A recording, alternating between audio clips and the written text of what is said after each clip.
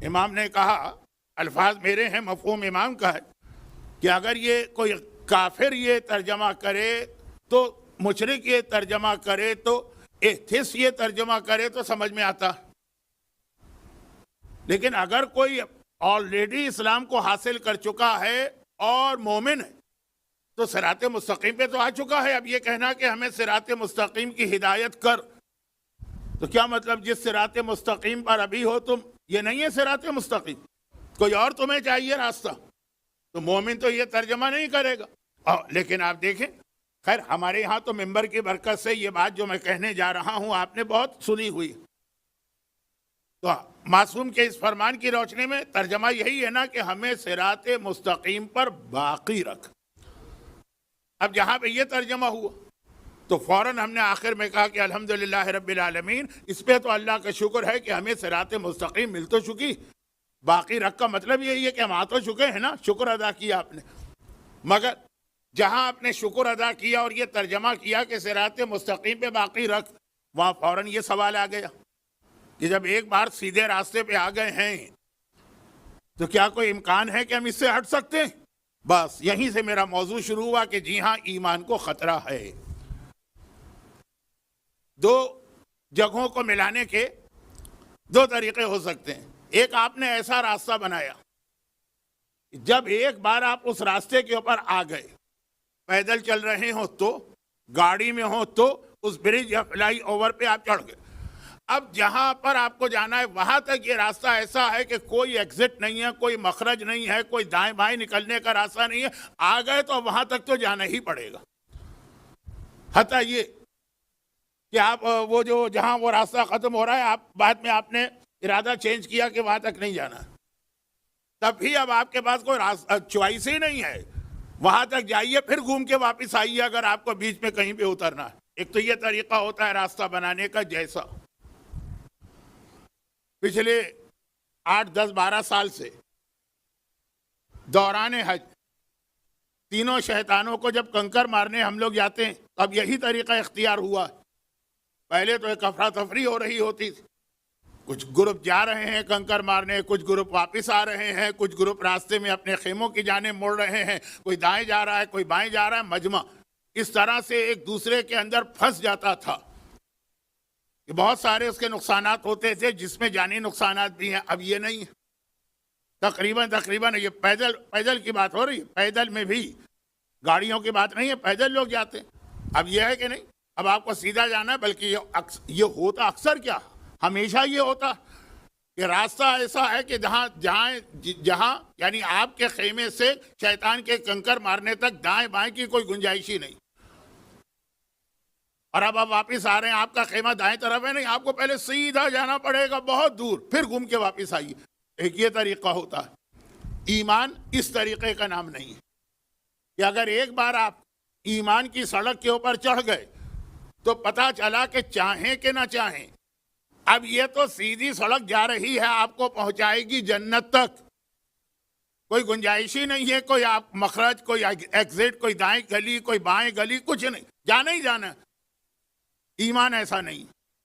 اور دوسرا یہ ہے کہ نہیں، ایک سڑک تو بالکل واضح ہے، یہاں سے جائے گی وہاں تک، لیکن راستے میں جگہ جگہ کچھ ایگزٹ ہیں، کچھ مخرج ہیں، یا کچھ چھوٹے چھوٹے ایسے راستے ہیں کہ ذرا سا بھی آپ باتوں میں بے خیالی میں ذرا سا آپ لیفٹ کے اوپر چلنے لگے، معلوم ہوا کہ وہ نیچے اتر گئے یا کہیں اور پہنچ گئے، پھر گھوم کے دوبارہ واپس آئیے۔ ایمان کا راستہ ایسا۔ تو اب یہ جو ایک خطرہ ہے نا، اسی کا نام ہے ہمارا 1444 ہجری کے چہلم کے اشرے کا موضوع، کہ وہ جو یہ ایک صراط مستقیم پہ آپ چل رہے ہیں، اس میں وہ جو دائیں بائیں کبھی بڑے ایگزٹ آتے ہیں، اندھے کو بھی نظر آ جائیں، لیکن پھر بھی اس پہ جانا ہے، مثلاً گانا، مثلاً شراب، مثلاً ڈسکو اور ڈانس کی محفل، اندھے کو بھی نظر آ رہے ہیں کہ یہ ہمیں صراط مستقیم سے ہٹا رہے ہیں، لیکن جانا۔ اور کبھی ایسا ہوتا ہے کہ اس میں اتنی چھوٹی سی کوئی گلی آ جاتی اور وہ اتنا غیر محسوس طریقے سے مڑ جاتی کہ بے دھیانی میں آپ دوست سے باتیں کرتے کرتے چل رہے ہیں، معلوم ہوا غلط ہو گئے، پھر گھوم کے آئیے۔ تو یہ وہ خطرہ ہے جو ہر زمانے کے مومن کو رہا ہے۔ اہدنا الصراط المستقیم 1444 ہجری میں امام بارگاہ علی رضا میں آنے والے مومنین کے لیے آیت ابھی نازل نہیں ہوئی، ابھی نہیں آئے جبرائیل آیت کو لے کر. یہ اس وقت کی آیت ہے جب اللہ کا رسول موجود، یہ اس وقت کی آیت ہے جب مولا علی موجود ہیں. اس وقت بھی یہ خطرہ تھا، اور خالی تھا ہی نہیں، اس وقت ہم نے دیکھا بھی کہ صراط مستقیم پہ آنے والے پھسلے بھی ہیں، صراط مستقیم پہ آنے والے لڑکھڑائے بھی ہیں، صراط مستقیم پہ آنے والے بہکے بھی ہیں، ہدایت پا کر گمراہ لوگ بھی ہوئے. لیکن اس زمانے میں بھی خطرہ تھا، لیکن اتنا نہیں تھا جتنا موجودہ زمانے میں. اب وہ حدیثیں میں آپ کو کیوں سناؤں؟ حدیثیں سنانے کا ایک ثواب ہے، لیکن چونکہ آپ کو یاد ہیں اور وقت کم ہے، آج آدھی مجالس ہو گئیں، تو صرف اشارے کر دوں کہ جی آخری زمانے میں تو ہاتھ میں آگ لے کر کھڑا رہنا آسان ہے، لیکن اپنے ایمان کو بچا کے لے جانا مشکل ہے. اور وہ بھی پوری زندگی کے حوالے سے نہیں.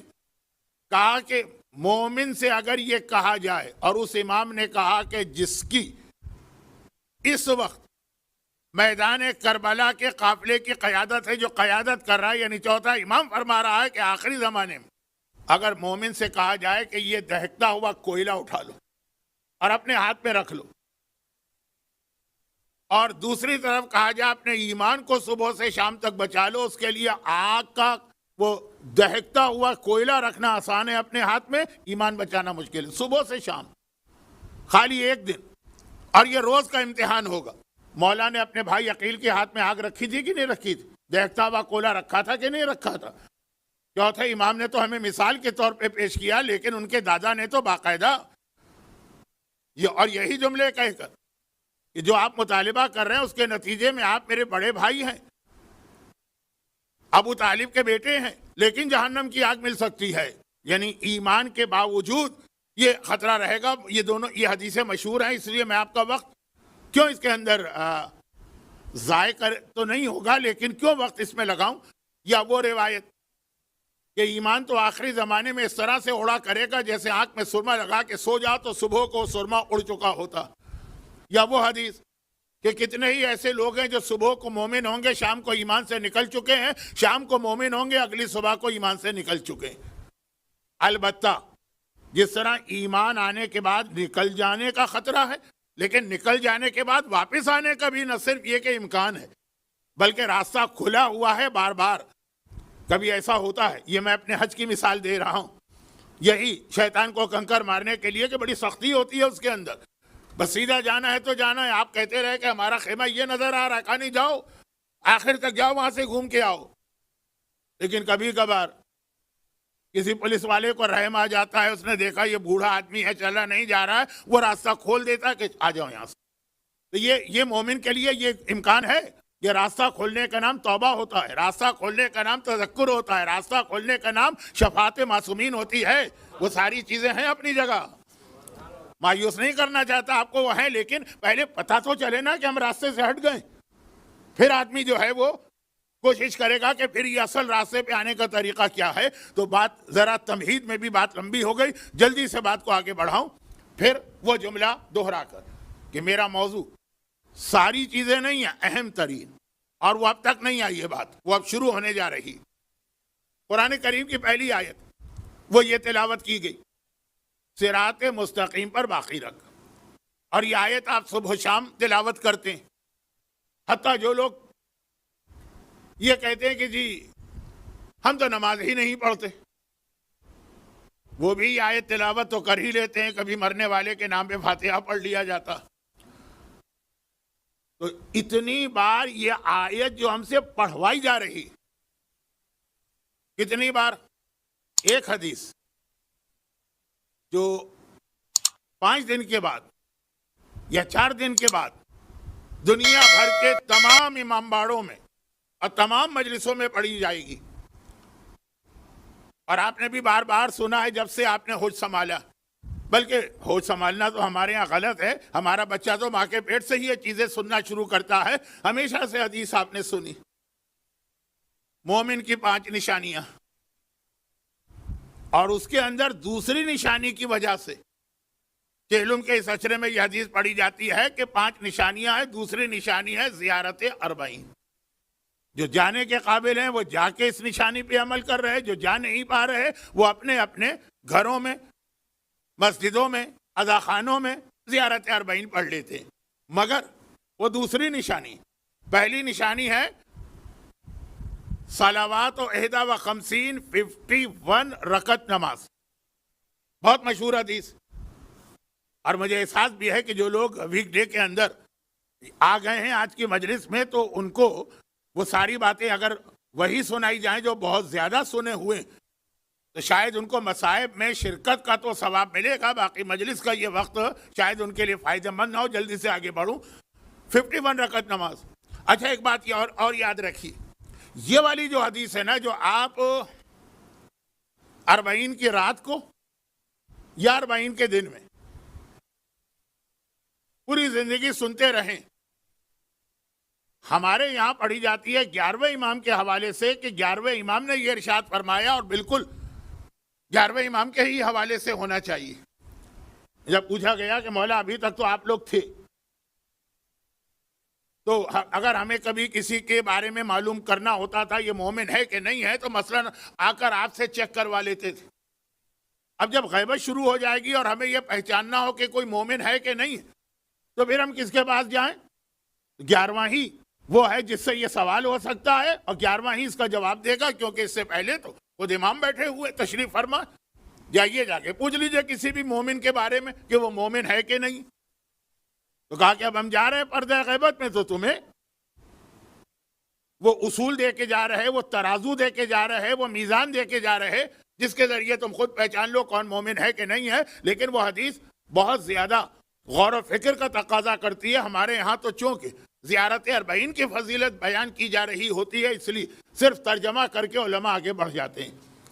میرا ایک اشرہ تو ہے، اگر اللہ نے مزید توفیق دی ممبر کی خدمت کی تو کبھی 40 کا یہ اشرہ اسی پوری حدیث پہ ہوتا ہے۔ حدیث میں بہت وضاحت ہیں، لیکن ہمارے ہاں یہ حدیث آتی ہے 11ویں امام کے حوالے سے کہ جو ہمارا اپنا مسئلہ کہ ہمیں اپنے زمانے میں کیسے پتہ چلے، لیکن ایکچوئل یہ حدیث بہت پرانی۔ کتنی پرانی ہے؟ 8ویں امام کی ہے؟ نہیں، پرانی۔ 6ٹھے امام کی ہے؟ نہیں، پرانی۔ آقا حسین کی ہے؟ نہیں، پرانی۔ رسول خدا کی ہے؟ نہیں، ان سے بھی پرانی۔ یہ حدیث 4000 سال پہلے تو یقیناً ہے، ہو سکتا ہے اس سے بھی پہلے کی ہو۔ 4000 سال پہلے کا جملہ کہہ کر میں اپنی مجلس کو اب حضرت ابراہیم سے کنیکٹ کر رہا ہوں، جہاں کل رات کو حضرت ابراہیم کے حوالے سے ایک بہت اہم پیغام آپ تک پہنچایا تھا۔ اب وہ جو میں نے عرض کیا تھا نا کہ ابراہیم کو اللہ فضیلتوں پہ فضیلتیں، عہدوں پہ عہدے دے رہا، لیکن ایسے نہیں، امتحان لیتا، امتحان میں کامیابی ہوتی ہے، پھر ایک فضیلت ملتی ہے۔ ہاں، نبوت اور رسالت تو وہ ہے جو بائی برتھ ملتی ہے، لیکن اس کے بعد کی فضیلتیں ان میں سے ایک حضرت ابراہیم کی ان فضیلتوں میں سے ایک فضیلت یہ، اور سمجھیے یہ ابراہیم کی خصوصی فضیلت قرآن بتا رہا، اور ابراہیم اس فضیلت کو حاصل کر کے بھی مطمئن نہیں ہے، ان کو اس سے بڑی ایک فضیلت چاہیے جو آپ حضرات کو گھر بیٹھے مل گئی۔ لقد نوری ابراہیم ملکوت السماوات والارض۔ ایک گزارش کر دوں، یہ آپ سے نہیں، یہ مجلس جو میں پڑھ رہا ہوں اور یہ جتنی مجالس ہیں یہ ان مومنین اور مومنات کے لیے ہیں جو امام بارگاہ علی رضا میں خود زحمت اٹھا کے تشریف لاتے ہیں۔ یہ سب خالی یا آلتو فالتو کے لوگ نہیں ہیں، دن بھر محنت کرتے ہیں، بچے اسکول بھی جاتے ہوں گے، نوجوان جاب پہ بھی جاتے ہوں گے، عورتیں گھر کا کام بھی کرتی ہوں گی یا جاب بھی کرتی ہوں گی، اور اس کے بعد صف اعضاء پہ آ کے بیٹھتے ہیں مجلس سننے کے لیے۔ میں مجلس ان کے لیے پڑھ رہا ہوں۔ کیا مطلب اس جملے کا؟ کہ یہاں سے ہزاروں میل دور بیٹھا ہوا کوئی مومن اور مومنہ آرام کے ساتھ کافی کا کپ ہاتھ میں لے کے ڈرائنگ روم کے صوفے پہ بیٹھا ہوا، مولانا یہ تو ہم نے پچھلے ہفتے آپ کی فلاں جگہ مجلس سن لی تھی۔ میں آپ کے لیے نہیں پڑھ رہا ہوں، میں ان کے لیے پڑھ رہا ہوں کہ جو اس صف اعضاء پہ اتنی زحمتیں اٹھا کے آ رہے ہیں، اور فقط انہی لوگوں کی مجھے اس وقت خدمت کرنا ہے، کیونکہ مجھے معلوم ہے یہ اس سال ایام اعظم میں 2 دفعہ اور یہ حدیث میں پڑھ چکا ہوں، تو کہیں نہ کہیں سے کوئی کینیڈا سے، کوئی امریکہ سے، کوئی مومنہ، کوئی مومن یہ کہہ دے گا۔ خیر، آئیے آپ کی بات کی جائے، آپ کا وقت کیوں ضائع کیا جائے، لقد نوری ابراہیم، خدا کہہ رہا ہے کہ ہم نے ابراہیم کو دکھائے ملکوت السماوات والارض، زمین و آسمان کے عجائبات، زمین و آسمان، جو انگریزی میں کہتے ہیں کنگڈم آف ہیون، جو زمین میریکل آف اسکائز، ہم نے ابراہیم کو زمین و آسمان کے ایسے ایسے معجزے دکھائے، ایسے ایسے ملکوت دکھائے۔ یہ ابراہیم کی فضیلت ہے کہ اللہ وہ چیزیں ان کے سامنے پیش کر رہا جو ان سے پہلے کسی کے سامنے پیش نہیں کی گئی۔ البتہ یہ ابراہیم ہے، اور یہ دیکھتے جاتے ہیں، اور ابراہیم کے دل میں مختلف تمنائیں پیدا ہوتی ہیں، اور وہ علی ہیں جو کہتے ہیں لَكُشِفَ الْغِطَاءُ لَمَزَّدتُ یقینا، علی تو ساری چیزیں پہلے سے مراحل طے کر چکا ہے، پردے ہٹا دیے جائیں تب بھی علی کے یقین میں ذرہ برابر اضافہ نہیں ہو سکتا۔ اب ابراہیم، اچھا میں حضرت ابراہیم کی توہین نہیں کر سکتا، اللہ کے جلیل القدر انبیاء میں سے ایک ہیں، انبیاء میں تو دوسرے نمبر پر آتے ہیں فضیلت میں، اور انسانوں میں 15ویں نمبر پر۔ لیکن اب دیکھیے، جب یہ اللہ نے پردے ہٹائے، زمین و آسمان کے پردے ہٹائے، ابراہیم یہ سارے آسمان کے عجائبات دیکھ رہے ہیں۔ معراج، جس کا آج تھوڑا سا تذکرہ ہونے والا ہے، اور جس پر میں عشرہ نہیں، عشرہ تو 10 مجلسوں کو کہتے ہیں نا، میں نے 25 مجلسیں پڑھی۔ تو معراج، جو اللہ کے رسول آسمانوں کا سفر طے کر رہے ہیں، خود جا رہے ہیں، ابراہیم کو ان میں سے کئی چیزیں، سب نہیں، کئی چیزیں دکھائی جا رہی ہیں۔ پیغمبر معراج کے سفر میں آخر میں کہاں پہنچے تھے؟ مجلس ابھی ربط ملے گا اسی جملے سے میرے کل رات کے موضوع کا۔ پہنچے تھے وہاں پہ جہاں وہ بیری کا درخت تھا، اور جبرائیل رک گئے تھے، اور اللہ کے رسول آگے گئے تھے، عرش الہی تک پہنچے تھے۔ عرش، اور چونکہ اس وقت بہت سارے مومنین زیارت کے لیے جا چکے ہیں، تو وہ جملہ جو ہمارے علماء آج کل بہت پڑھتے ہیں، اعلیٰ کہتے ہیں بلند چیز کو، معلیٰ جو سب سے بلند۔ کائنات میں 2 ہی معلیٰ ہے، ایک عرش معلیٰ ہے، ایک کربلا معلیٰ۔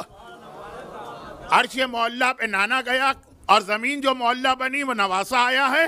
آج ہم میں سے کتنے اس معلیٰ پہ جا کے معراج حاصل کر رہے ہیں؟ پیغمبر جس عرش الہی پہ پہنچے، ابراہیم وہاں تک نہیں جا سکے، البتہ زیارت کرائی گئی۔ جب یہ پردے ہٹائے گئے نا، بہت سی چیزیں ایسی ہوتی کہ آپ دور سے دیکھتے ہیں، آپ کا دل چاہتا میں بھی وہاں جاؤں، کہا نہیں، وہ وی آئی پی لوگوں کے لیے ہے، تم یہاں سے کھڑے ہو کے دیکھ سکتے ہو۔ بہت ڈرتے ڈرتے بات کر رہا ہوں، ابراہیم کی توہین نہ ہو جائے، ساری زندگی کے میرے اعمال ختم ہو جائیں۔ تو ابراہیم عرش کو دیکھ رہے، زیارت کر رہے ہیں۔ لقد نوری ابراہیم ملکوت السماوات والارض۔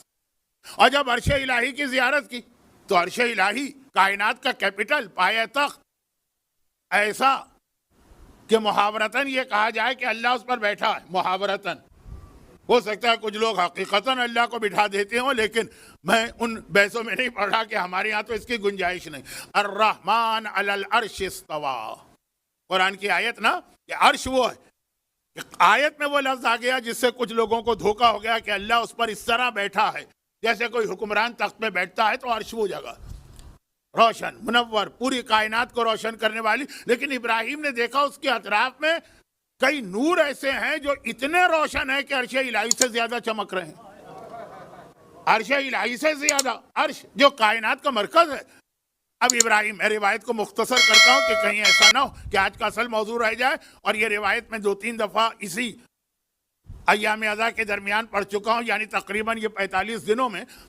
تو ہو سکتا ہے یہاں بھی کچھ لوگوں نے سن لی ہو تو مختصر، لیکن جنہوں نے نہیں سنی ان کے لیے مکمل۔ تو دیکھا کہ وہ ایسے کچھ نور لگے ہوئے ہیں، یعنی جیسے لائٹنگ ہوتی ہے نا، ایسی کہ عرش الہی سے زیادہ روشن نظر آ رہے۔ پوچھا یہ دائیں طرف 2 نور کون ہے؟ کہا ایک محمد ایک علی ہے۔ بائیں طرف 2 نور کون ہے؟ کہا ایک حسن ایک حسین ہے۔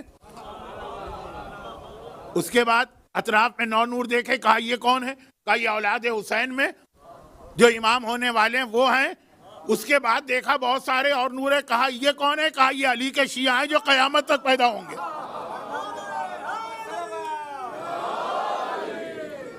جس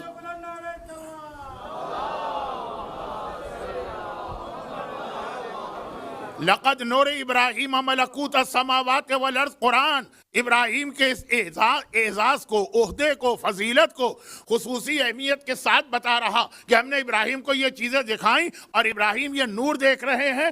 بہت سارے نور. کہا یہ علی کے شیعہ ہیں جو قیامت تک پیدا ہوں گے. ابراہیم نے ایک سوال کیا, اور یہاں یہ روایت ہمارے اور آپ سے ریلیٹڈ ہو گئی. ایک سوال کیا, بس اس میں صرف ایک چیز کم ہے روایت میں, جس کو 11ویں نے آ کے مکمل کی, کہ خدا بندہ یہ جو محمد سمجھ میں آ گیا کہ ان کا نور یہاں ہونا چاہیے, علی سمجھ میں آ گیا, حسن حسین سمجھ میں آ گئے, وَتِسْعَةِ الْأَئِمَّةِ مِنْ ذُرِّيَّةِ الْحُسَيْن سمجھ میں آ گئے, یہ یہاں ہونا چاہیے. یہ جو چاروں طرف ان کے ایک نور ہی نور ہیں, بہت سارا ایک مجمع ہے, یہ علی کے شیعہ یہ اتنے بڑی منزل پہ کیسے پہنچے؟ عرش الہی جہاں اللہ کا رسول معراج کی رات کو اس طرح پہنچا تھا کہ جبرائیل بھی رک گئے تھے کہ میں آگے بڑھ کے وہاں تک نہیں جا سکتا ہوں. جہاں جبرائیل نہیں جا سکتے وہاں پہنچے. تو یہ وہاں کیسے پہنچے؟ جواب ملا کہ ان میں 4 خاصیتیں تھیں. یہ 51 رکعت نماز پڑھتے ہیں, اور باقی 3 چیزیں کہ یہ مٹی پہ سجدہ کرتے ہیں اور انگوٹھی پہنتے ہیں اور بسم اللہ پڑھتے ہیں. کہا یہ 4 خاصیتیں تھیں. جو 40 کی حدیث آپ سنتے ہیں 5 میں سے زیارت کربلا, ویسے تو کربلا سے پہلے بھی زیارت ہوتی تھی, لیکن دنیا کے سامنے زیارت آئی کربلا کے واقعے کے بعد. ابراہیم کے زمانے میں 4 باتیں بتائی گئیں. ان 4 باتوں کی وجہ سے علی کے یہ شیعہ عرش الہی پر اس منزل پہ پہنچے کہ جہاں پر صرف اب تک صرف محمد عربی پہنچے ہیں, حتیٰ جبرائیل بھی نہیں پہنچے ہیں. تب ابراہیم نے ہاتھ اٹھا کے کہا خدا بندہ تو مجھے بھی ان شیعوں میں شامل کر دے. اور قرآن نے کہا وَإِنَّ مِن شِيَّتِهِ لَإِبْرَاهِيمَ, ہم نے ابراہیم کی دعا قبول کر کے اسے علی کا شیعہ بنا دیا.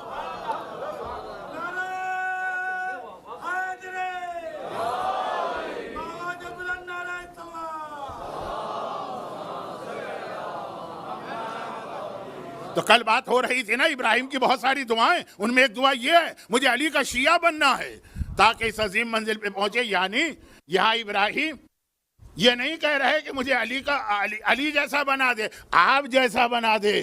علی کا شیعہ جو صحیح علی کا شیعہ ہے, ابراہیم کو یہ تمنا ہے, لیکن یہ عہدہ ملتا ہے چند باتوں سے, جن میں سے ایک ہے 51 رکعت نماز, 51 رکعت. بات کہاں سے چلی تھی؟ بات چلی تھی کہ جب آپ 51 رکعت نماز پڑھیں گے, لا علمی, کم علمی, جہالت, اگنورنس, بعض اوقات یہ بھی بہت سارے اعتراضات کا سبب بنتی. بھئی اعتراض کوئی کسی پہ کرتا ہے تو کبھی تو بغض کی وجہ سے, عداوت کی وجہ سے, سوچ سمجھ کے, اس سے سب کچھ معلوم ہے, پھر بھی اور بعض اوقات لا علمی کی وجہ سے. اب یہ بات میں نے کیوں کہی؟ 51 رکعت نماز, 51 رکعت نماز میں 17 رکعت تو واجب نماز ہے, جس کو عام مسلمان کہتے ہیں فرض.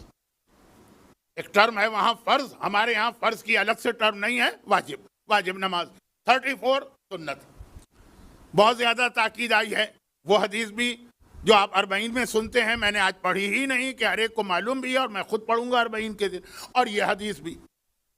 لیکن یہاں پہ ایک سوال, بعض اوقات کچھ لوگ, سوال تو نہیں, اعتراض. ہماری قوم میں کچھ لوگوں کا پسندیدہ مشغلہ ہے کہ علماء پہ کوئی نہ کوئی کسی نہ کسی انداز سے کیچڑ اچھالی جائے اور اعتراض کیا جائے.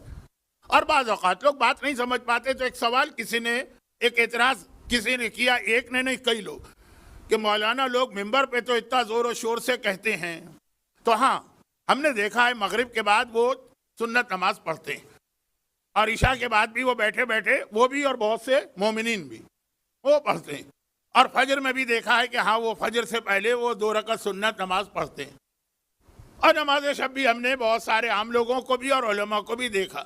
ظہر اثر کی 8 رکعت نماز فرض نماز سے پہلے, یہ تو ہم نے کسی عالم کو نہیں دیکھا. اعتراض کرنے والے ہیں, ایسے ہیں علماء. اور جملے سے تو تاثر نکلا کچھ نہیں, بہت سارے ہیں. کہا نہیں وہ اتنا زور و شور سے کہتے ہیں, یہ 8 اور 8 رکعت جو 8, جن کے لیے مسئلہ پیچیدہ ہو گیا, وہ فی الحال اس کو نظر انداز کر دیں 2 منٹ کو, کیونکہ میرے پاس ویک ڈے میں وقت نہیں ہوتا ہے کہ میں 1 گھنٹے سے اوپر بات کروں. لیکن خلاصہ یہ ہے کہ ظہر کی 4 رکعت فرض ہے نا, اس سے پہلے 8 رکعت سنت, اور عصر کی 4 رکعت فرض ہے, اس سے پہلے 8 رکعت سنت. لیکن اگر آپ پہلے نہ پڑھ سکے تو بعد میں بھی پڑھ سکتے ہیں.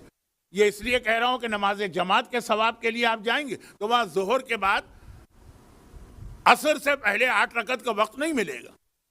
بس ایک آپ نے تسبیح پڑھی اور کہا کہ اب عصر کی نماز فرض نماز جماعت شروع ہو گئی تو بعد میں بھی پڑھ سکتے ہیں. لیکن اب سوال یہ ہے کہ ہم نے تو علماء کو بھی نہیں دیکھا. ارے خود وہ پیش نماز جو ظہر کے فوراً بعد تسبیح پڑھ کے سجدہ کر کے کھڑا ہو گیا اور اقامت شروع کر دی, لا علم ہے.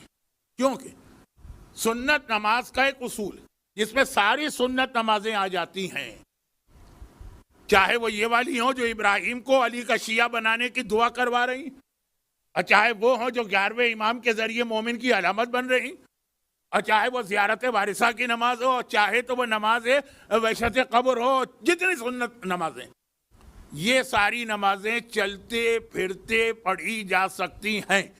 مسئلہ مشہور ہو گیا اور صحیح مشہور ہوا, صرف یہ کہ وضو ہونا چاہیے اور آپ اس دوران کسی سے باتیں نہیں کریں گے. چلنا پھرنا الگ چیز ہے, باتوں کی اجازت نہیں. کہ میں نے تو خود کراچی کی جو بہت مشہور میمن مسجد ہے اپنی آنکھوں سے دیکھا کہ صاحب فرض نماز پڑھ رہے ہیں اور ان کے کال آئی, انہوں نے کال نکالی نماز پڑھتے ہوئے رکوع میں, بھائی ٹھہر جاؤ ابھی میں نماز پڑھ رہا ہوں بعد میں بات کروں گا, یہ کہہ کے فون رکھ دیا.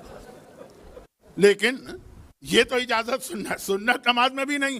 چلتے پھرتے چلنے کی نماز پڑھنے کی اجازت, یعنی قبلہ پھر ختم ہو گیا اور رکوع اور سجدے کے لیے صرف سر کو تھوڑا سا جھکا لینا.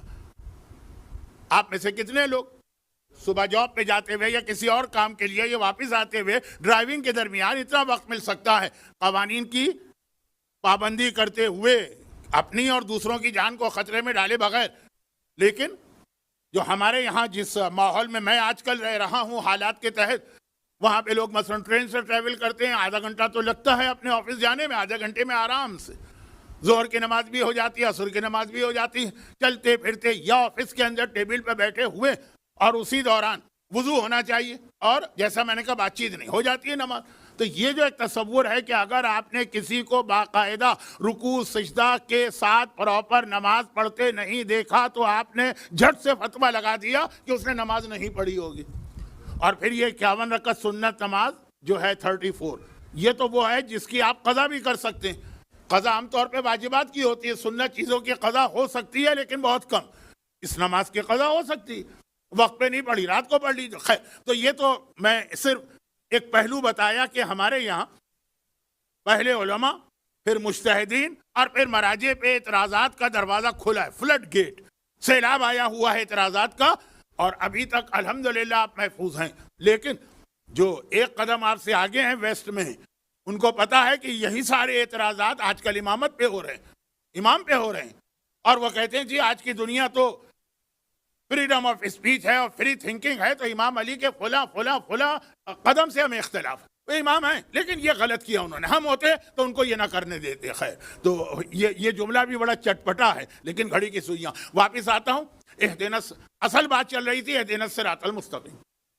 صراط مستقیم پر باقی رہنا ہے ایک دن میں کم سے کم 44 ٹائمز. یہ جملہ آپ کہیں گے, جملہ نہیں آیت ہے, یعنی ایک دن میں 44 ٹائمز یہ خطرہ ہے کہ آپ صراط مستقیم سے ہٹ سکتے ہیں. کیونکہ جیسا کہ میں نے عرض کیا کہ جب کوئی راستہ ایسا ہو جس میں چھوٹی چھوٹی گلیاں آ رہی ہیں تو بار بار کہنا پڑتا بھئی احتیاط سے چلو, کہیں ایسا نہ ہو دائیں مڑ جاؤ بائیں مڑ جاؤ, احتیاط سے چلو, توجہ دو, دھیان دو, راستے کے اوپر ذرا بھی غافل ہوئے باتوں میں لگ گئے, کچھ سوچنے لگے, ادھر سے ادھر چلے جاؤ گے. ایک دن میں 44 مرتبہ, دن میں ہیں 24 گھنٹے, اس میں 8 گھنٹے تو آپ سوتے رہتے ہیں, سونے میں آپ کو اجازت, سوتے وقت اجازت, جتنی چاہے گمراہی اختیار کر لیجئے. نیند میں اگر آپ نے شراب بھی دیکھ لی, نیند میں آپ نے گانے بھی سن لیے, نیند میں نامحرم عورت بھی نظر آ گئی, وہ سب معاف ہے, وہ معاف ہے. لیکن باقی تو آپ کو اتنی احتیاط کرنا ہے. تو بار بار یہ کہا جا, اچھا کب کہا جا رہا ہے, یہ کہا جا رہا ہے رسول اللہ اور امام علی کے زمانے میں, اور آخری زمانہ جہاں آگ ہاتھ میں رکھنا آسان ہے, ایمان بچانا مشکل ہے, جہاں صبح کا مومن شام کو کافر ہے اور پھر شام کا مومن اگلی صبح کافر ہے, وہاں اور احتیاط کرنا. تو اب وہی بات جو میں اکثر کہتا ہوں کہ اسلام کیا کسی بڑی بوڑھی کا نام ہے کہ بس خالی نکتہ چینی, اعتراضات, خرابیاں نکالنا. یہ بڑی بوڑھی کا لفظ میں نے کیوں استعمال کیا؟ کیونکہ جو اہم ترین میرا موضوع بننے والا اس میں یہ بڑی بوڑھیاں آئیں گی، بہت اہم ترین موضوع۔ آپ نے دیکھا ہوگا کہ جب بڑھاپا آتا ہے آدمی تو صرف وہ دوسروں پر اعتراض کرنے کا عادی بن جاتا، ہر چیز میں نکتہ چین۔ لیکن میں نے بڑھاپا کیوں نہیں کہا، بڑی بوڑھی کیوں کہا؟ ساس کی وجہ سے۔ جو ہمارے یہاں گھروں میں طلاقیں ہوتی ہیں اور خاندان ٹوٹتے ہیں، اس میں ایک بہت بڑا رول ساس کی زبان کا ہوتا، زبان کا۔ باقی نہیں، وہ محبت بھی کرتی ہوگی، وہ تو اپنی اولاد سے اس سے زیادہ کون محبت کرے گی، محبت اپنی جگہ، مگر زبان، ہر چیز میں اعتراض۔ پاکستان کا جو سرائکی علاقہ ہے وہاں کا ایک محاورہ اب تو اردو میں بھی آ گیا کہ جی بہو پہ یہی اعتراض ہے کہ تم آٹا گوندتے وقت ہلتی کیوں ہو، مثلا کوئی اور اعتراض سمجھ میں نہ آیا تو یہ اعتراض۔ بہویں کوئی کوثر کے پانی سے دھلی ہوئی نہیں ہیں، وہ بھی کم نہیں ہوتی۔ اور آج کل کی بچیاں، آپ ایک بات کہیں گے تو 10 جواب دیں گی، لیکن میں بات یہ عرض کر رہا تھا کہ یہاں پر یہ جو اسلام نے ہمیں ایک اصول بتایا ایمان بچانے کے طریقے، ایمان خطرے میں، تو یہ بڑی بوڑھیوں کی طرح خالی اعتراض نہیں ہے، یہ خطرہ ہمیں بتایا اس لیے کہ اسلام طبیب کی طرح ہے کہ پھر وہ اس کا علاج بھی بتاتا ہے۔ پہلے بتاتا ہے بیماری کیا ہے، پھر بتاتا ہے کہ علاج کیا ہے۔ ایک ہوتے ہیں وہ لوگ جو صرف اعتراض کرتے ہیں، جیسے میں نے جس کے لیے بڑی بوڑھی کا لفظ کہا، لیکن ضعیف خواتین سے معذرت کے ساتھ بہت ہی محبت و شفقت کرنے والی ہوتی ہیں، وہ صرف اپنی زبان کو قابو میں نہیں رکھ پاتی ہیں۔ تو واپس آئیے، تو خالی نکتہ چینی نہیں ہے، اسلام نے پھر حل بتایا۔ وہ حل ہمارا موضوع ہے کہ وہ کیا چیزیں جس کی وجہ سے ہمارا ایمان خطرے میں ہے، اور وہ کیا چیز ہے جس سے ہم ایمان کو بچا لیں۔ تو اس میں پہلی چیز جو کل شروع ہوئی تھی، آپ لوگ بہت بعد میں آئے، جو مجمع اس وقت ہے، شروع میں نے ایک بات کہی تھی، میں وہ ساری چیزوں کی لسٹ نہیں بتا رہا ہوں، میں اس میں اہم ترین چیز بتا رہا ہوں۔ تو کل جو چیز شروع ہوئی تھی نا، وہ بھی اہم ترین نہیں ہے، اس کی مدد سے اہم ترین پہ جانا ہے۔ کل کیا چیز شروع ہوئی تھی؟ ایمان بچانے کے لیے ایک نماز۔ نماز بہت اہم چیز ہے۔ حضرت ابراہیم کے 2 جملے میں نے کل نقل کیے تھے، بلکہ دونوں جملے اللہ کو اتنے پسند آئے کہ قرآن کی آیت بنا دی۔ وہاں پہ یہ آیت ہے نماز کے حوالے سے، اولاد کو کیوں یہاں لا رہا ہوں؟ نمازی بنانے کے لیے۔ اور جیسے ہی نماز کا تحفہ ملا، کہا یہ اولاد کو بھی ملنا چاہیے۔ لیکن اب آئیے، جو ابراہیم کا بھی سردار ہے، اس کا جملہ سنیے۔ اور جیسا میں نے کہا کہ ابراہیم نے عرش الہی پر آپ کو دیکھا اور آپ کے رتبے کو دیکھا، اور اس انداز سے دیکھا ہے کہ تمنا کی ہے کہ وہ آپ جیسے بننا چاہتے ہیں، آپ میں شامل ہونا چاہتے ہیں، علی کے شیعوں میں۔ یہ ابراہیم کی تمنا تھی۔ لیکن اب سردار ابراہیم کو دیکھے جو خود وہاں جا کے آئے ہیں۔ ابراہیم نے تو دور سے زیارت کی۔ میں مثالیں دینا نہیں چاہتا کیونکہ سینسیٹیو ماحول میں، لیکن کئی ایسے واقعات ہوتے ہیں کہ وہ جگہ آپ کو نظر آ رہی ہے جہاں بیٹھنے کا آپ کو دل چاہ رہا ہے، لیکن تم نہیں جا سکتے، تم دور سے دیکھ لو۔ قریب صرف وہ لوگ جائیں گے، یا تو کوئی نہیں جائے گا، نہیں جائیں گے جو VVIP لوگ ہیں۔ تو اب ابراہیم نے دور سے دیکھا، رسول ہو کے آئے۔ جب ہو کے آئے ہیں تو آج میں نے خطبے کے بعد تیسری آیت جو تلاوت کی، پہلی آیت کی تو تشریح میں آدھا گھنٹہ نکل گیا، تیسری آیت سبحان الذی اسری بعبدہ لیلا من المسجد الحرام الی المسجد الاقصی الذی بارکنا حولہ، معراج کا سفر، 15ویں پارے کی پہلی آیت، سورہ بنی اسرائیل جو سورہ اسراء بھی کہلاتا ہے اس کی پہلی آیت۔ پاک ہے وہ پروردگار، پاک ہے وہ ذات جو اپنے بندے کو رات کو مسجد حرام سے 7ویں آسمان پہ لے کے گئی۔ اس کے بعد قرآن ایک مقصد بتا رہا۔ کل والی وہ حدیث ذہن میں رکھیے گا، حی علی خیر العمل کہا اور نماز پڑھوائی۔ حی علی خیر العمل علی کی ولایت ہے، پڑھوائی گئی نماز۔ یہ علی کی ولایت مکمل ہوتی ہے نماز کے ذریعے۔ اور عجیب چیز ہے، ابھی جو جملہ آنے والا نا اس کی ذرا سی تیاری، یہ عجیب چیز ہے۔ یہ نماز حی علی خیر العمل اذان ہے نا، وہاں سے شروع ہوتی اور ختم ہوتی ہے نماز تسبیح زہرا پر، کیونکہ کہا گیا نماز ختم کرنے کے بعد چاہے باقی کسی بھی دعا کا اور تعقیب کا موقع نہ ملے، تسبیح کو نہ چھوڑنا۔ مولا کا جملہ ہے کہ نہیں ہے کہ صفین کی لڑائی میں وہ ساری رات جب وہ گردنیں کٹ رہی تھیں، اس رات کو بھی میں نے اپنی نماز کے بعد تسبیح زہرا کو ترک نہیں کیا تھا۔ یہ میدان جہاد کی بات ہو رہی ہے، جہاں ایک ایک سیکنڈ قیمتی ہوتا ہے، لیکن کہا وہاں بھی میں نے تسبیح کو نہیں چھوڑا. یہ نماز عجیب عبادت ہے، اور شاید اسی لیے شیطان محبان اہل بیت کو نماز سے ہٹانا چاہتا ہے. یہ شروع ہوتی ہے علی کی ولایت کے اعلان پہ، ختم ہوتی ہے فاطمہ زہرا کی تسبیح کے اوپر. علی اور فاطمہ کی فضیلتوں کے بیچ میں اللہ کی نماز آتی. تو صحیح نماز پڑھنے والا جو اذان سے شروع کر کے تسبیح پہ ختم کرتا ہے، یہ نماز ایک سفر اس کو طے کراتی ہے علی سے فاطمہ کے لیے. اور اب آئیے 7ویں آسمان پر. قرآن نے کہا کہ ہم اپنے بندے کو آسمان پہ لے گئے، لیکن کیوں لے گئے؟ پیغمبر کو آخر کیوں بلایا، کیوں گیا آسمان پر؟ وہ تو آسمان سے ہی تو آلریڈی زمین پہ آئے ہیں اور اپنی تبلیغ کر رہے ہیں. خدا نے کہا لے نور یہو، وہی لفظ ہے جو ابراہیم کے لیے آیا تھا. لقد نوری، یہی ہے لے نوری، دکھانے لے گئے. ابراہیم کو دکھانے نہیں لے گئے، کہا یہیں بیٹھ کے دیکھو، وہاں نہیں جا سکتے. اور رسول خدا سے کہا کہ نہیں، یہاں بیٹھ کے نہیں دکھائیں گے، لے نور یہو تمہیں بلائیں گے، اپنے پاس بلا کے وہاں دکھائیں گے. لے نور یہو من آیاتنا، تاکہ ہم دکھائیں اپنی نشانی. کیا نشانی دکھائی؟ مولا نے فرمایا انا آیت اللہ الکبریٰ، اللہ کی سب سے بڑی نشانی میں ہوں، جسے شب معراج رسول کو دکھایا گیا. مولا کا لقب ہے آیت اللہ الکبریٰ، اللہ کی سب سے بڑی نشانی، جس کے لیے سفر معراج پہ لے کے گئے. اب سنیے وہ جملہ جو کل کے جملے کو مکمل کر کے اہم ترین موضوع میں ہم کو داخل کر رہا. اہم ترین، یہ اہم ترین کو میں 3 دفعہ تو اب تک سمجھا چکا ہوں، اب مجھ میں وہ حوصلہ نہیں.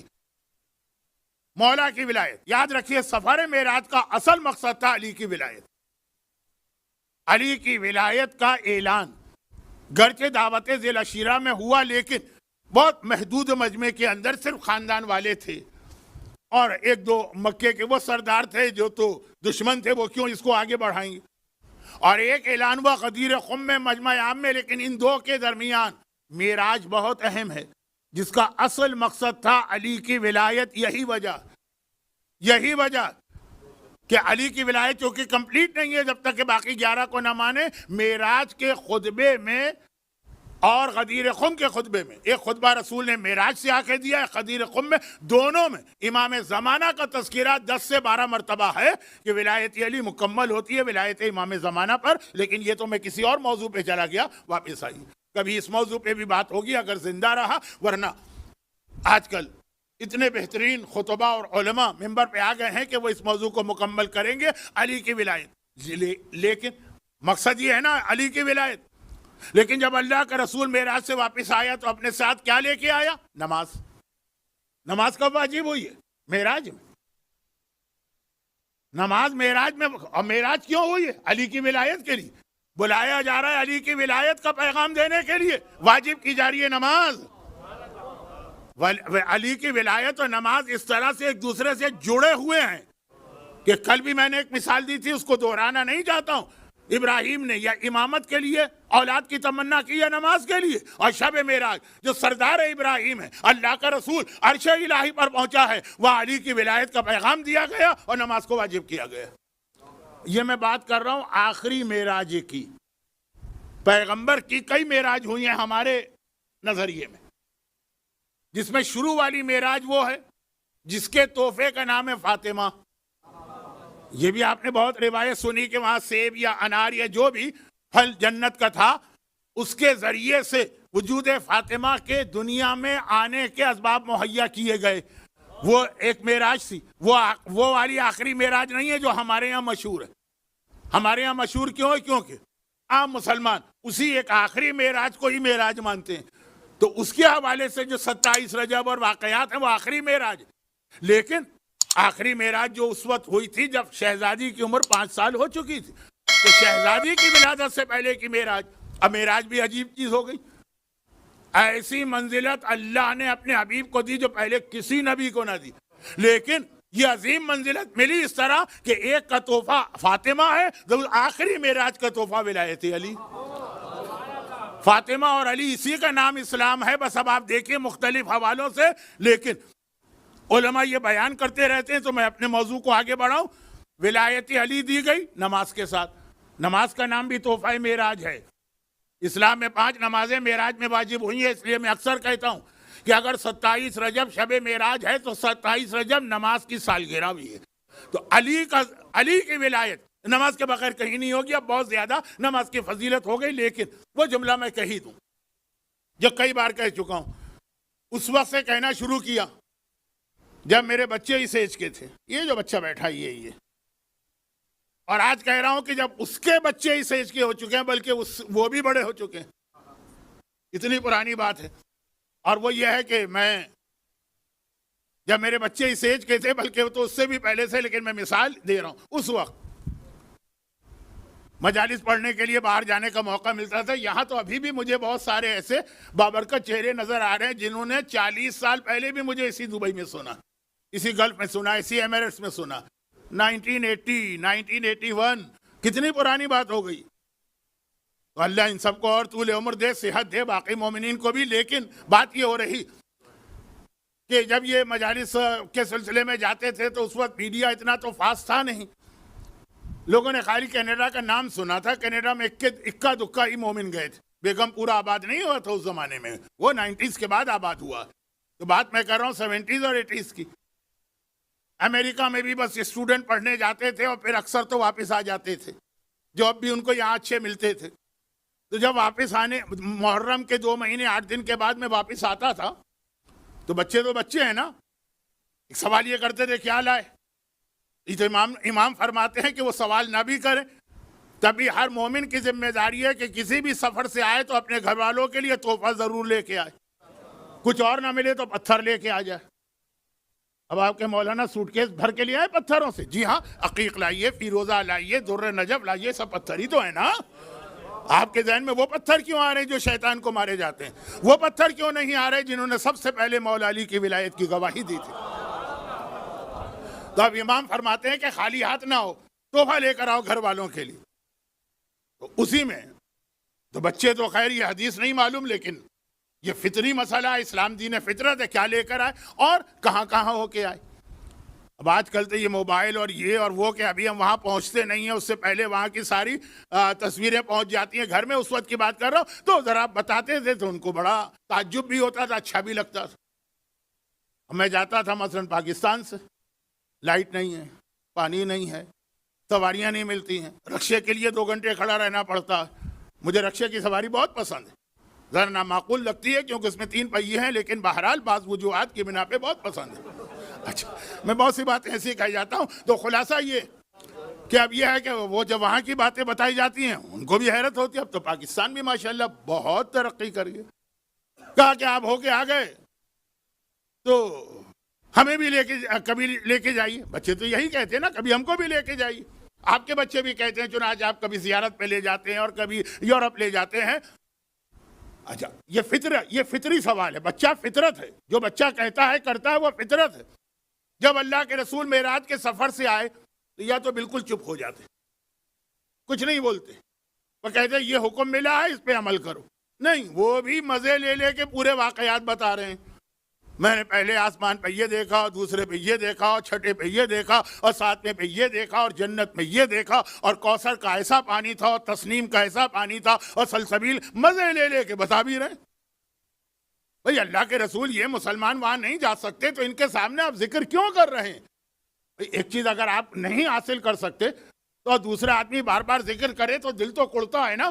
کیوں امام معصوم نے فرمایا کہ اگر تمہارا پڑوسی غریب ہے اور تم اتنے صاحب حیثیت نہیں ہو کہ اس کی مدد کر سکو تو کم از کم اتنا کرنا کہ جو پھل کھاؤ اس کے چھلکے باہر نہ پھینکنا، کہ اس کے بچوں کی نگاہ ان چھلکوں پہ پڑے اور ان کے دل میں خیال پیدا ہو کہ ہمارا باپ ہمارے لیے چیز نہیں لا سکا. یہ بہت بڑی فطری بات ہے. تو یا رسول اللہ، ان مسلمانوں کو یہ ساری تفصیلات بتانے سے ان مسلمانوں کا دل دکھے گا. اس میں سارے منافق نہیں ہیں، اس میں سلمان ابو ذر جیسے بھی ہیں. تو اگر آپ نہ بتائیں یہ چیزیں تو کیا نقصان؟ صرف یہ بتا دیں کہ یہ مجھے 2 حکم ملے. نہیں، بتا بھی رہے ہیں بہت مزے لے کے.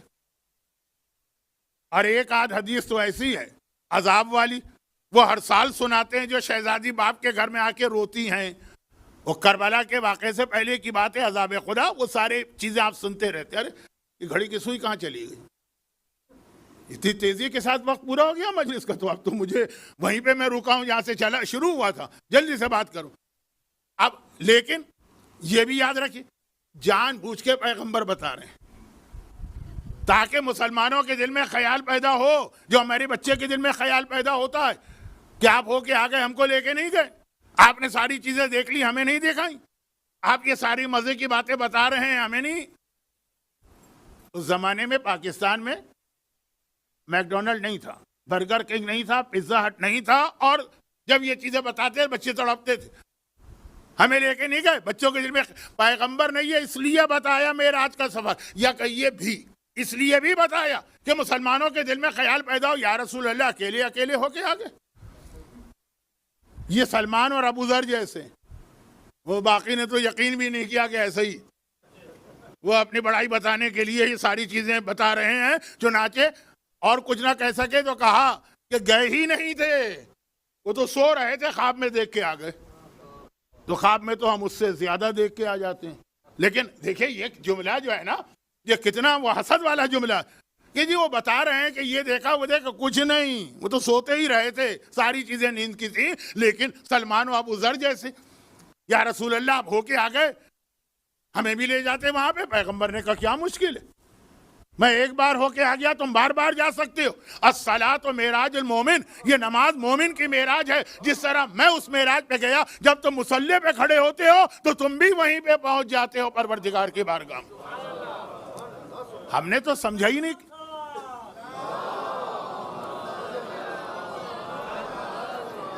ہم نے تو سمجھا ہی نہیں کہ نماز ہے کیا، بوجھ لگا، بیکار لگی۔ اور بعض مومنین کو اس دھوکے میں ڈالا گیا کہ یہ نماز جو ہے نا، اس کے ذریعے سے مولا اور اہل بیت کی فضیلت کو کم کیا جا رہا، یہ دھوکے میں ڈالا گیا، ان کو یہ غلط فہمی میں مبتلا کیا گیا، جبکہ سب کو پتا کہ نمازیں تو پڑھی ہی صرف ائمہ طاہرین نے ہیں، باقی نے کس نے نمازیں پڑھی؟ وہ تو اٹھک بیٹھک تھی، نماز کوئی تھوڑی سی، تو نماز ہے ہی ائمہ طاہرین کا گفٹ، لیکن دھوکے میں ڈالا گیا۔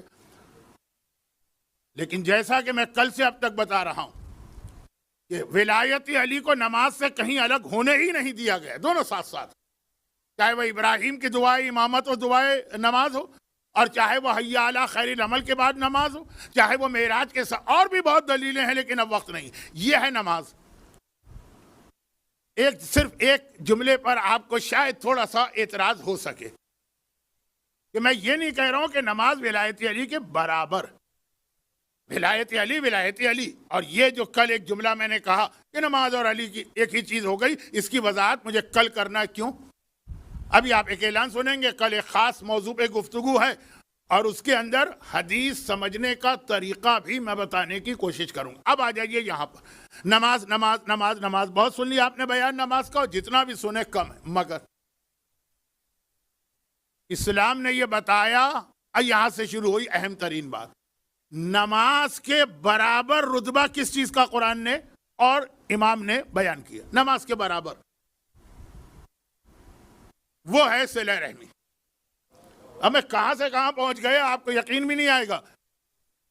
صرف دو چیز جو کل آیت مجھے تلاوت کرنا ہے وہ آج بھی سن لیجیے۔ وَاتَّقُوا اللَّهَ الَّذِي تَسَاءَلُونَ بِهِ وَالْأَرْحَامَ، یہ سورہ نساء کی پہلی آیت، پہلی۔ ڈرو اللہ سے، یہ قیامت کے دن تم سے سوال کرے گا نماز کے بارے میں اور صلہ رحمی کے بارے میں۔ وَاتَّقُوا اللَّهَ الَّذِي تَسَاءَلُونَ بِهِ وَالْأَرْحَامَ، قرآن کی آیت، دونوں بالکل برابر۔ اور امام کی حدیث، ایک بار کسی نے ہمارے جج سے سوال کیا کہ یا رسول اللہ، آپ ہر وقت دنیا کو برا، حقیر، تکلیف دے، مصیبتوں کی جڑ قرار دیتے ہیں۔ روایت ہے نا، حب الدنیا راس کل خطیہ، پیغمبر کی حدیث، دنیا کی محبت ہر خرابی کی جڑ۔ تو یہ بری ہی بری ہے کہ اس میں کوئی چیز اچھی بھی ہے۔ پیغمبر نے کہا تمہاری دنیا میں 6 چیزیں تو مجھے اتنی پسند کہ اسی کی خاطر میں دنیا میں رہنے کو خوشی سے تیار۔ اب اس میں سے پہلی چیز، وقت نہیں ہوتا نا سب بتانے کا، 2 قدم 2 گھونٹ 2 قطرے۔ بہت پہلے میں بہت یہ حدیث پڑھتا تھا، 2 قدم 2 گھونٹ 2 قطرے، یا رسول اللہ یہ کیا، یہ تو کچھ سمجھ میں نہیں آیا. کہا 2 قدم. پہلا قدم وہ جو وقت نماز مصلی کی جانب بڑھتا. اتنا پسند ہے یہ قدم مجھے اور اللہ کو، جو نمازی قدم مصلی کی جانب جا رہا. اور نمبر 2 وہ قدم جو رشتہ داروں سے ملاقات کے لیے جا رہا. اللہ کے پاس آپ جا رہے ہیں، وہ قدم کی جو ویلیو ہے وہی ویلیو ہے جب آپ اپنے خاندان والوں سے ملاقات کے لیے جا رہے ہیں. اور یہ دونوں کا برابر بھی، وہ آیت سورہ نساء کی پہلی، یہ روایت، اسی کا نام تو اسلام ہے. انی تارکم فیکم الثقلین، کتاب اللہ ہے، وعطرتی، وہ کتاب خدا ہے، یہ اہل بیت کا فرمان ہے. دونوں کو برابر کیا. اور عظمت تو دیکھیے کہ آپ ملنے جا رہے ہیں اپنے بھائی سے، اپنی بہن سے، اپنے بھتیجے سے، اپنے بھانجے سے. میں والدین کی تو بات ہی نہیں کر رہا ہوں. اور اللہ کہہ رہا ہے کہ بس سمجھو تم نماز کے لیے جا رہے ہو، ہر قدم پہ تمہیں نماز کا ثواب مل رہا، کیونکہ یہ اہم ترین چیز بننے والی ہے. لیکن اب آج نہیں بلکہ کل. اور ایک ایسا جملہ کہہ رہا ہوں کہ جہاں مجھے ڈر لگ رہا کہ وقت کی کمی کی وجہ سے کہیں میں توہین کا ارتکاب نہ کر بیٹھوں. جیسے آج کی مجلس میں بھی حضرت ابراہیم کے حوالے سے 1-2 باتیں ایسی آئیں کہ ڈر رہا تھا کہ اصل پیغام پہنچاتے کہیں نبی خدا کی توہین نہ ہو. تو وہاں تو پھر بھی میرے پاس وقت تھا تو میں وضاحت کرتا جا رہا تھا. مصائب میں تو وقت بھی نہیں ہوتا. تو یہاں توہین کا تو تصور نہیں ہے، لیکن جو بات ہے وہ یہ صلہ رحمی، خاندان والے، اور مزید باتیں بعد میں ہوں گی. شاید کل اس موضوع پہ بات نہ ہو سکے کہ کل کی رات ایسی ہے کہ اس کا موضوع شاید بدل جائے. لیکن کربلا کا اتنا عظیم جہاد، جو فارسی کا مشہور شعر بھی آپ نے سنا کہ حسین آپ نے وہ جہاد کیا جو انبیاء اور مرسلین بھی نہ کر سکے.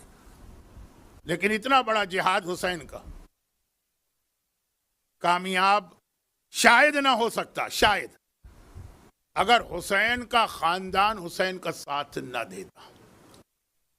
حسین تو امام معصوم ہے، وہ تو کردار کی جو بلندی بھی پیش کریں پھر بھی ہمارا دل بھی کہتا ہے، عقل بھی کہتی ہے، عقیدہ بھی کہتا ہے، اور حقیقت بھی یہی ہے کہ اس سے بھی بلند امتحان لیا جاتا تو حسین دے دیتے.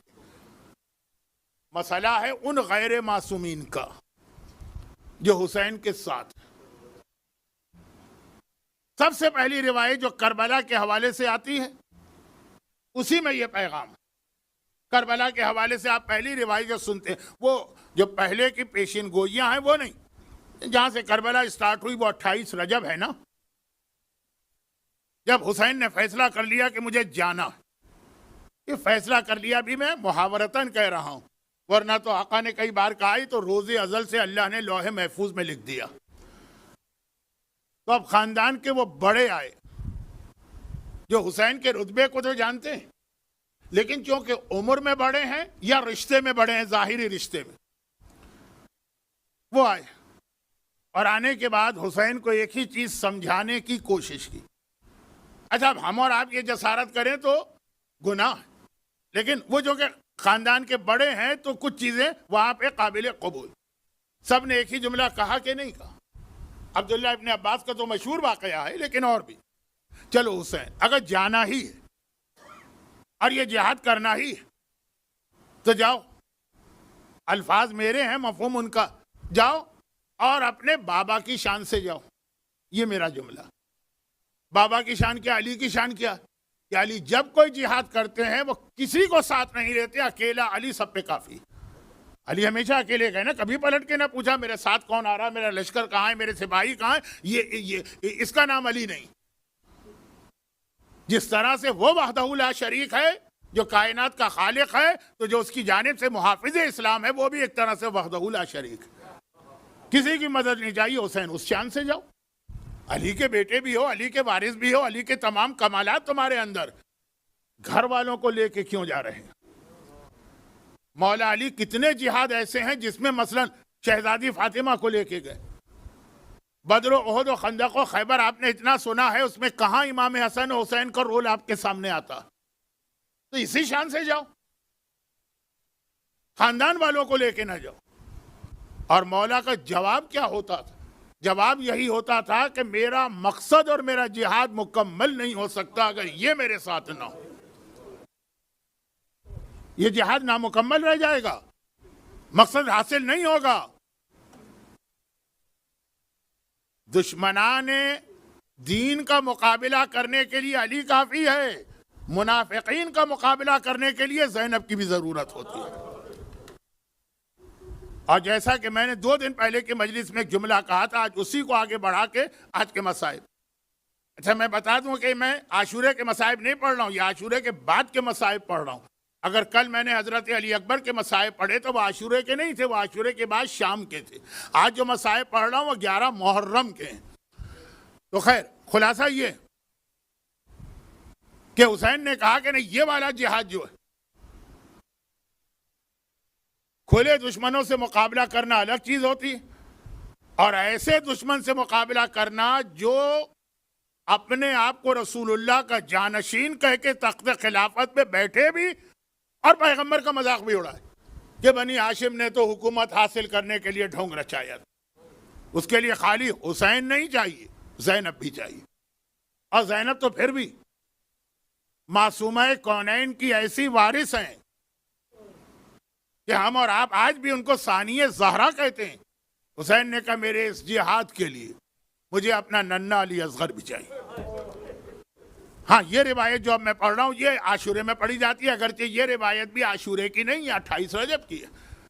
اور وہ یہ ہے کہ جس وقت حسینی قافلہ تیار ہو گئے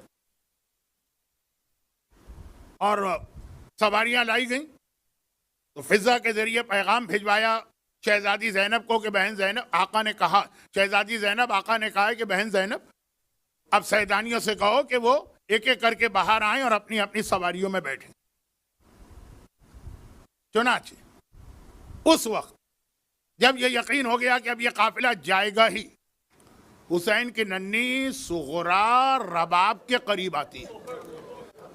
اچھا علی اصغر 10 رجب کو پیدا ہوئے جیسے مشہور ہے، 28 رجب کا قافلہ ہے، صرف 18 دن کے ہیں. اس دوران صغرا بیمار ہے. جب بیمار ہوتا ہے نا تو وہ جو ابھی بچہ پیدا ہوا ہے، نو مولود جسے انگریزی میں کہتے ہیں نیو بورن، اس کو بیمار کو اس سے ذرا دور رکھا جاتا. اور اگر حسینی گھرانے کا بیمار ہو تو خود ہی اپنے آپ کو دور رکھتا، یہی سمجھ کے کہ ابھی میں بیمار ہوں، یہ بھی یہی ہے، میں بھی یہی. اب صغرا نے دیکھا کہ نہیں، میں تو یہی ہوں، میرا بھائی جا رہا ہے، اب تک تو میں اس کو دیکھ بھی نہیں پائی. رباب کے قریب آتی ہیں اور کہتی ہیں کہ اماں ذرا ایک لمحے کے لیے اصغر کو میری گود میں دے دیجیے. رباب نے اصغر کو صغرا کی گود میں دیا، صغرا نے اصغر کو لیا، کان پہ منہ رکھ کے ایک جملہ کہا. یہ 2 جملے ہیں، دونوں جملے اصغر کے کان پہ منہ رکھ کے کہے گئے. پہلا جملہ صغرا کا تھا اور کہا کہ سمجھ لیے، ایک کو سمجھ لیجیے اذان ہے، ایک کو سمجھ لیجیے اقامت ہے. پہلا جملہ صغرا کا ہے، بھیا علی اصغر سب مجھے اکیلا چھوڑ کے جا رہے ہیں، کیا تم بھی بہن کو چھوڑ کے چلے جاؤ گے؟ اچھا صغرا بھی کوئی کون سی بہت بڑی ہیں، اور بچے جس طرح بات کرتے ہیں، پتہ نہیں کس انداز سے جملہ کہا کہ 18 دن کے اصغر کے کلیجے میں تیر بن کے پیوست ہو گیا، وہ صغرا کے سینے سے چمٹ گیا. حسین کا پیغام آیا، زینب چلنے کی تیاری کرو. اب رباب آگے بڑھی، صغرا کے قریب آئی، اصغر بیٹا آ میری گود میں، ہمیں چلنا ہے. اصغر ہے کہ منہ پھیر کے صغرا کی گود میں منہ چھپائے لیٹا ہے. دوبارہ حسین کا پیغام آیا، بہن زینب سورج ڈوبنے والا ہے، جلدی کرو. اب فروا آگے بڑھی، اب کلثوم آگے بڑھی، اب فاطمہ کبریٰ سب سے بڑی بہن آگے بڑھی. اصغر بیٹا ہماری گود میں آ جا، ہمیں دیر ہو رہی ہے. لیکن اصغر، چھوٹی بہن کے جملے نے کچھ اس طرح سے اصغر کو صغرا سے چمٹا دیا، الگ ہونے کو تیار نہیں. آخر تیسری بار حسین کا پیغام آیا، زینب شریکت الحسین ہے نا، ساتھ دینا ہے حسین کا، بہت دیر ہو رہی. اب خود زینب آگے بڑھی، قریب آئیں اور گود پھیلا کے کہا، اصغر بیٹا پھوپھی کی گود میں آ جا. آج خدا معلوم کون سا دن ہے کہ اصغر زینب کی گود میں جانے کو بھی تیار نہیں. چوتھی بار حسین کا پیغام نہیں آیا، خود حسین آ گئے. زینب بہن تمہیں تو پتا ہے سارے حالات و واقعات، ہمیں تاخیر ہو رہی ہے، اتنی دیر کیوں ہو رہی ہے؟ زینب نے کہا بھیا کیا کریں، اصغر نہیں مان رہا ہے۔ اب حسین آگے بڑھے اور اصغر کے کان پہ منہ رکھ کے وہ دوسرا جملہ کہا۔ ہائے جملہ کیا تھا، اصغر ایک بار گویا اچھل کے حسین کی گود میں آ گئے۔ حسین نے اصغر کے کان پہ منہ رکھ کے کہا اصغر بیٹا میں تجھے تیری بہن سے الگ نہ کرتا، لیکن جو جہاد کرنے کربلا جا رہا ہوں میں کامیاب نہیں ہو سکتا جب تک کہ تو میرا ساتھ نہیں دے گا۔ بھائی اتنا سننا ہے، بابا کا جہاد میرے بغیر کامیاب نہیں ہو سکتا۔ اصغر ایک مرتبہ اچھل کے حسین کی گود میں آ گیا اور اسی لیے اصغر اچھل کے زمین پہ گرا۔ یہ بھی روایت ایک مقتل میں ہے نا، کب؟ جب حسین عصر عاشور ٹیلے پہ کھڑے ہو کر جو تلہ زینبیہ کہلاتا ہے، اصل میں حسین کے استغاثے کی جگہ، کھڑے ہو کے دائیں بائیں دیکھ کے کہتے ہیں حل من ناصر ینصرنا۔ جب یہ جملہ کہا نا خیموں سے، اللہ آپ کو کربلا لے گیا ہے اور بار بار لے جائے، خیمہ گاہ آج بھی موجود ہے۔ ادھر یہ کہا، ادھر خیمہ گاہ سے بیویوں کے رونے کی آواز آئی۔ حسین تلہ زینبیہ سے اتر کے خیمہ گاہ میں گئے، کہا زینب ابھی میں زندہ ہوں، بیویاں کیوں رو رہی؟ کہا بھیا ادھر تو نے کہا حل من ناصرین، ادھر اصغر نے اپنے آپ کو گہوارے سے زمین کربلا پہ گرا دیا۔ یاد دلا رہا ہوگا بابا 28 رجب کو مدینے سے وعدہ کر کے لایا تھا کربلا کے جہاد میں میری ضرورت ہے، تو جب تک اصغر زندہ ہے حل من ناصرین نہ کہنا، ابھی تیرا ناصر ہے۔ اور ایسا جہاد کیا اصغر نے کہ 11 محرم کو جب یہ قافلہ چلا، اب میں ایک جملہ کہتا ہوں، اب سمجھ جائیں گے کہ منزل اختتامی کیا ہے اور فوراً آ جائے گی۔ ایک مسئلہ آج بھی کربلا کی زیارت کرنے والوں کو پریشان کرتا، ایک طرف تقریباً تمام روایتوں میں ہے کہ اصغر کی شہادت کے بعد حسین اصغر کا لاشا لے کے ٹیلے کے پیچھے گئے تھے، اصغر کو دفن کر کے خالی ہاتھ واپس آئے تھے ٹیلے کے پیچھے۔ دوسری جانب جب آپ کربلا کی زیارت کو جاتے ہیں تو آپ کو بتایا جاتا ہے کہ دیکھیں کربلا کے سارے شہید گنج شہیدہ میں دفن ہیں، ایک عباس علمدار وہاں ہے، ایک حر وہاں ہے، ایک حبیب ابن مظاہر باہر ہے، اور حسین کی زری میں حسین ہے، حسین کے پائنتی اکبر ہے، اکبر کے برابر اصغر ہے۔ اور بعض علماء کہتے ہیں کہ نہیں، وہ حسین کے سینے سے چمٹا کر دفن کیے گئے۔ یہ طے شدہ بات ہے کہ ہیں زری کے اندر، یا باپ کے پائنتی اپنے بھائی کے پہلو میں ہے، یا باپ کے سینے سے چمٹا کے دفن کیے گئے۔ تو سوال یہ پیدا ہوتا، جب عاشور کے دن حسین نے اصغر کو اس ٹیلے کے پیچھے کہیں جا کے دفن کر دیا، تو آج اصغر زری میں کہاں سے آ گئے؟ یہ راز اس روایت سے کھلتا ہے جو ریاض القدس جلد 2 صفحہ 11 کی روایت۔ 11 محرم آئی، قافلہ تیار ہو رہا، عمر سعد نے کہا شہیدوں کے سر کاٹ کاٹ کے نوکے نیزہ پہ بلند کیے جائے۔ سارے سر کاٹ کے نوکے نیزہ پہ بلند ہو رہے ہیں، سر بلند ہو گئے۔ عمر سعد نے حیران ہو کے کہا مجھے اصغر کا سر نظر نہیں آ رہا۔ اچھا باقی سر جو تھے اس میں اگر ایک آدھ سر مس ہو جاتا تو شاید عمر سعد کی توجہ بھی نہ ہوتی، لیکن اتنا ننھا 6 مہینے کا شہزادہ، اس کا کٹا سر تو اتنی نمایاں چیز ہے۔ اب سپاہیوں نے ایک دوسرے کو دیکھا، کہا کہ ہاں واقعاً جتنے لاشیں یہاں تھے وہ تو سب ہمارے سامنے، ہم نے سر کاٹ لی، اصغر کا تو لاشا ہی نظر نہیں آ رہا۔ عمر سعد نے کہا اصغر کہاں ہے؟ سپاہیوں سے پوچھا جا رہا ہے، وہ ایک ہی جملہ کہتے ہیں کہ ہمیں تو پتہ ہی نہیں، ہم تو منہ پھیر کے رو رہے تھے۔ اور جب پلٹ کے دیکھا تو حسین کو خالی ہاتھ دیکھا۔ سارا لشکر یزید رو رہا تھا نا، اور منہ پھیر کے رو رہا تھا نا۔ جب ہرملا کا 3 بھال کا تیر چلا، اصغر کا کلیجہ چھدا، اصغر کا گلا چھدا، تو کہا ہمیں تو پتہ ہی نہیں۔ ایک سپاہی نے کہا اتنا میں نے دیکھا تھا، حسین یہ لاشا لے کے ٹیلے کے پیچھے گئے تھے، پھر خالی ہاتھ آئے تھے، یعنی کہیں پیچھے دفن کر کے آئے، لیکن کہاں اتنا بڑا صحرا ہے، نہ نشان قبر بنایا گیا ہوگا، نہ کوئی کتبہ یا پتھر لگایا گیا ہوگا، کیسے پتا چلے؟ شمر نے کہا مجھے طریقہ معلوم ہے، میں اصغر کو ڈھونڈ کے لاتا ہوں۔ یہ کہہ کے شمر چلا، اور جیسا کہ میں نے کہا کہ مجھے تو ایک یقین ہوتا ہے جہاں یہ مصائب پڑے جائیں، شہزادی فاطمہ زہرا بیٹھی ہوتی ہیں، بذرا تصور کریں فاطمہ یہ سن رہی ہیں اور انہی کے فرمان پہ پڑھ رہا ہوں، ورنہ مجھ میں کہاں ہمت۔ ایک بار شمر نے کہا میں ڈھونڈ کے لاتا ہوں۔ کیسے ڈھونڈا؟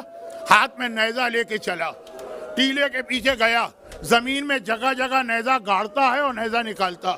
نیزہ گاڑتا ہے اور نیزہ نکالتا. نیزہ گاڑا, اب جو نیزہ نکالا تو نوکے نیزہ پہ ششماہے کا ننھا سا لاشا شمر نے ایک ہاتھ سے اصغر کو تھاما, دوسرے ہاتھ سے جیب سے خنجر نکالا, اصغر کے گلے پہ خنجر رکھا, یہ خنجر چلا اور ادھر درے خیمہ جو جل چکے ہیں خیمے, وہاں سکینہ کھڑی ہے اور یہ منظر دیکھ رہی ہے, فریاد کرتی ہے عمار اب آپ ذرا آ کے دیکھنا, ارے کربلا میں ہر ایک بار مارا گیا, ہائے میرا اصغر بھیا دوبارہ شہید کیا جا رہا. اجرکم علی